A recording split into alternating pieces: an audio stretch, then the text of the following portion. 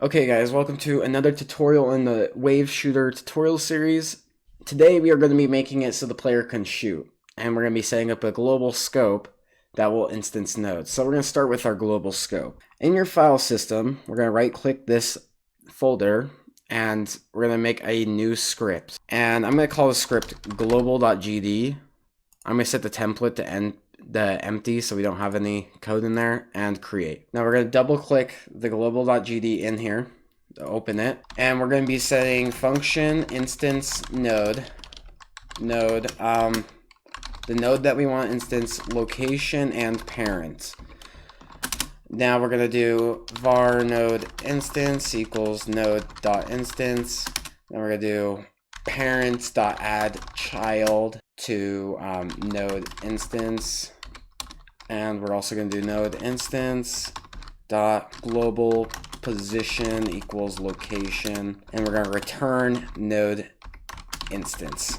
So what's going to happen is we're going to set global.gd to a singleton, which means that every node in the entire project can access the singleton. So every node can call this instance node function. We also have 3 arguments. So when it calls it, we can set these arguments to the node that is calling the global. So if we're, for instance, if we were in the player script, we can say global.instance node, because we're referencing our global singleton, and then we can write our node that we want to instance, the location where we want it, and the parent. So we set a node instance that basically instances the node and gets a variable of it. Now the parent also adds the child of the node instance, so now it's under the parents that we selected, and the location of the node instance equals this argument of the location, and it returns the node instance. What this basically does is, so if we set this,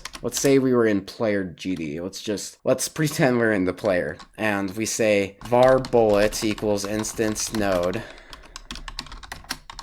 the bullets instance location global position and parent, I don't know, get parent. This basically makes it so we can access it through this variable. It returns this node instance, and now that's this variable. So I can go in bullets and just do bullet.scale equals 0.5.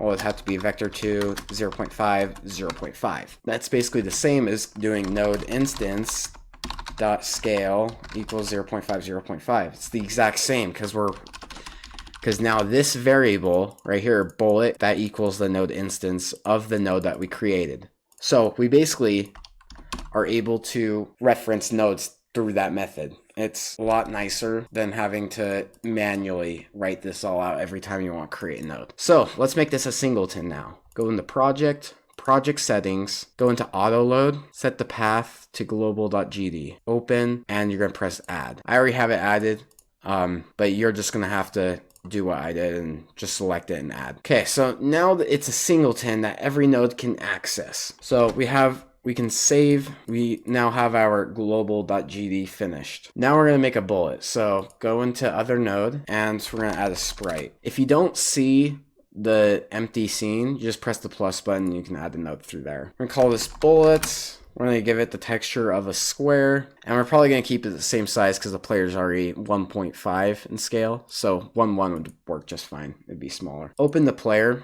We're going to copy this and modulate. This is the hex code. We're going to copy that. That's basically the color, and we can go in visibility and paste it in so it's the same color. So now we have the bullet scene set up. We can add a script, bullet.gd, press create. I'm going to save it also, so Control S, and just save it in here. Okay, so now we have our bullet set up. There's a couple variables we need. We need velocity, and we're gonna set that as a vector 2, 1, 0. We're also gonna need a speed variable. We're gonna set that to 250.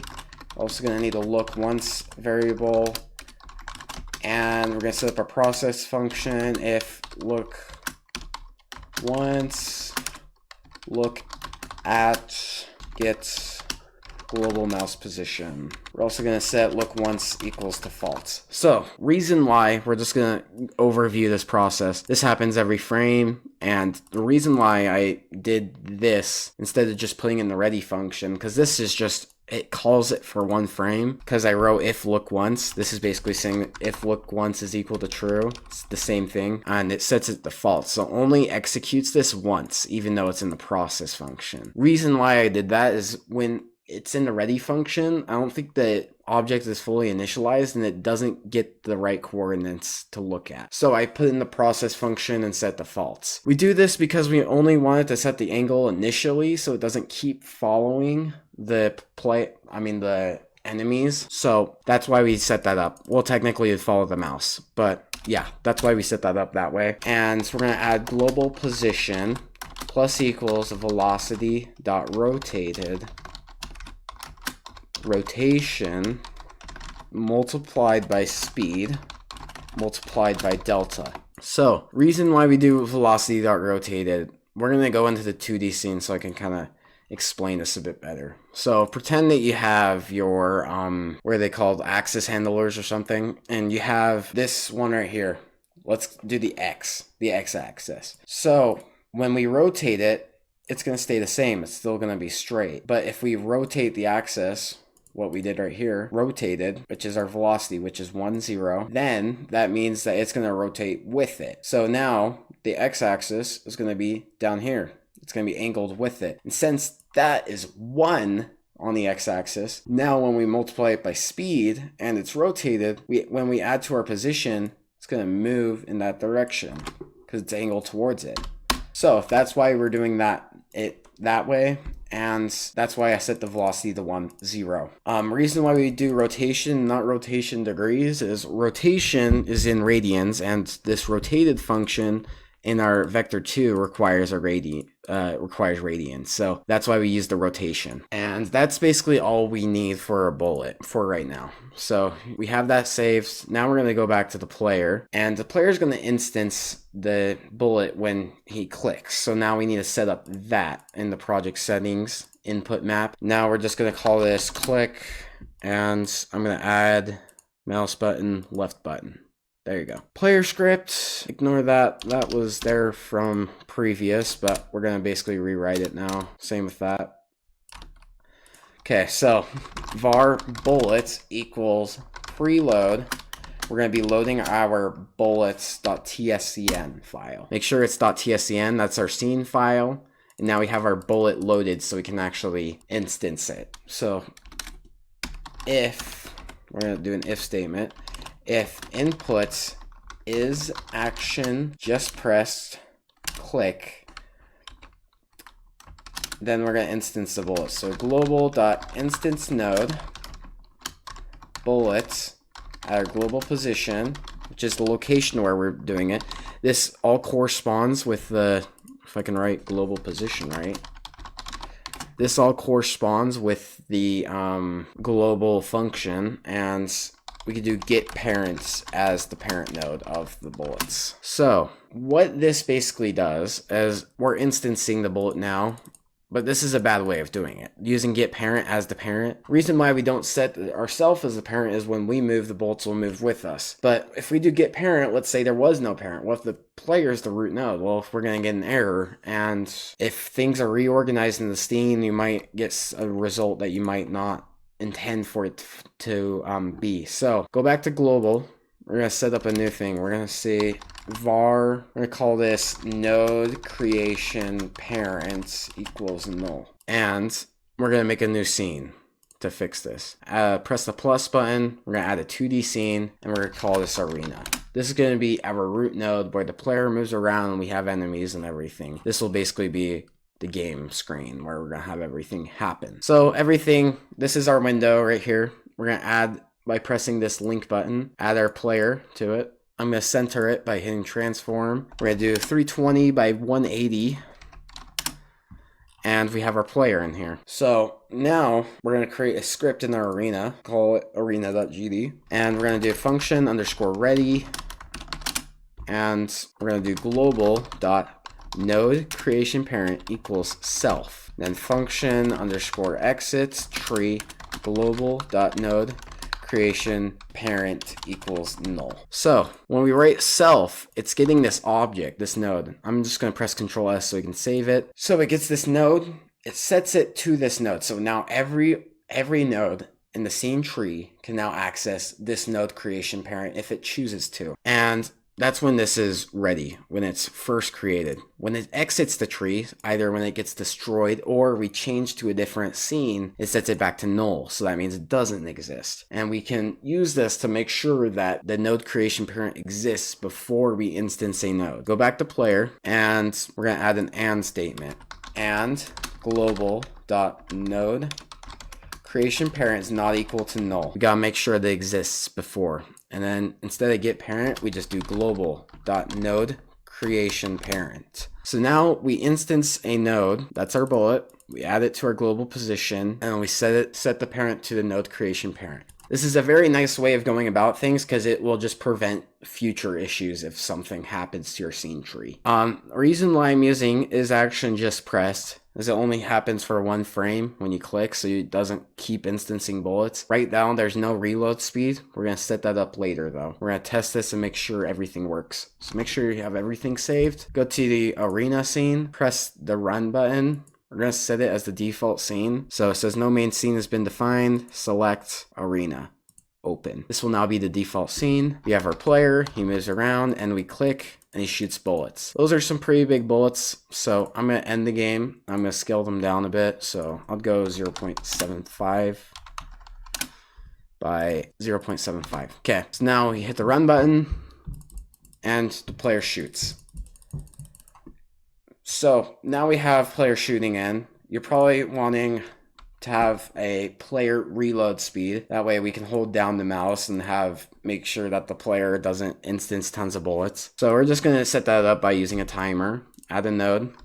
Timer. We're going to set the reload speed like 0.25. Maybe a little bit lower. Maybe 0.1. That'd be fun. I mean, it's a lot more fun when you shoot lots of bullets really fast because that just feels more fun. And I'm going to do auto start. Come on, auto start. And I'm going to connect the timeout to the player. This is a signal. So what this timeout signal does, here, let me show you. It's under the node right here, and it's in the signals. Just press connect, and it's going to make a function called on timer timeout. I'm actually going to rename this to reload speed. I'm going to rename it before I set up the function. Yep. So what this basically does is now we have a timer that shows the reload speed, and that will keep shooting. Whenever this timer goes off, it hits this function, and we can set a variable. Do that right here.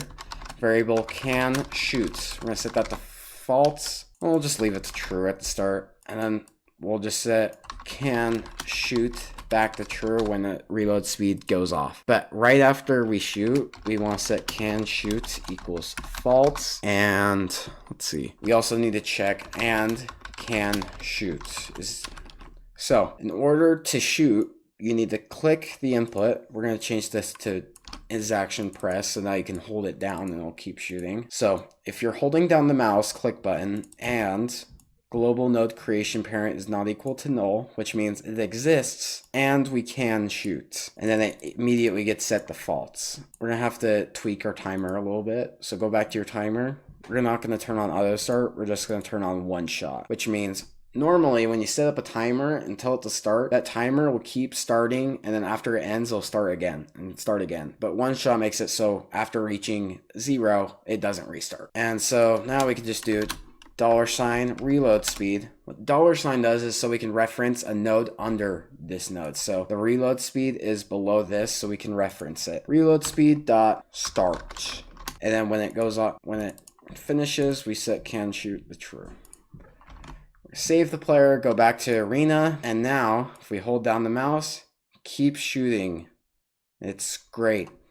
We have another problem though. The bullets will go outside the screen, but they keep getting tracked and they never get destroyed. And that can lead to issues with performance. So it's a lot nicer to just delete the bullets when they're outside the screen. We have a handy node for that. So add a child node, and it's the visibility notifier. This basically checks if this node is off the screen or not. So node, we can do screen exited. Now we connect that to the bullet. So now we know if it exits the screen, which is another signal. You'll see if there are signals, if you'll see this when they are. and I'm going to delete that. And what we're going to do, when it exits the screen, we're going to queue free, which means destroy. Technically, it doesn't immediately destroy, but it finds the best time to destroy it, which is usually like really quick, like instantly. So queue free is the easiest method of using that. I'm going to go back to Arena, and we can run it, and we can check if this is working by going here. You can see right now we're in local, which is showing our project's tree. But if we go to remote, you can see if we open that arena,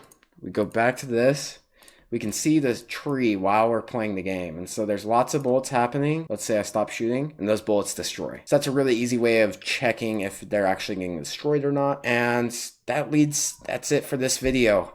We're going to be setting up Bloom and all the post-processing effects in a later tutorial. But right now we have basic player movement, we have global setup. We basically got the building blocks so we can start building upon the project. So I hope you guys liked it, and I'll see you guys in the next one.